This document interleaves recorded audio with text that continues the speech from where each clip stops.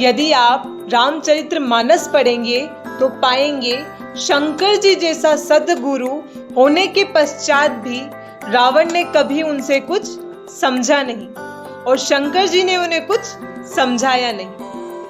अब आप कोई से भी ग्रंथ में देखिए, भोलेनाथ, महादेव जी, शंकर जी सबको कुछ न कुछ समझाते नजर आते हैं। यहां तक कि देवताओं को भी शंकर जी समझाते हैं, किंतु रावण को नहीं समझाया। करत राम विरोध बारक न हटक्यो ईश। तो किसी ने पूछा कि रावण आपका शिष्य है, आपका चेला है, फिर भी आप उसे नहीं समझाते। सब उसे समझा रहे हैं, सिर्फ आपको छोड़कर।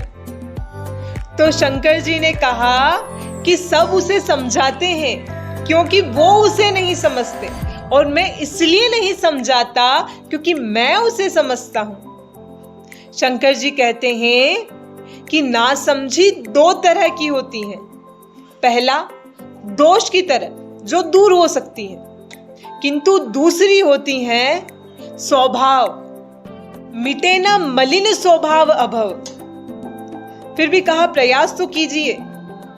महादेव जी कहते हैं कोई लाभ नहीं है। श्रद्धावान लभ्यते ज्ञानम।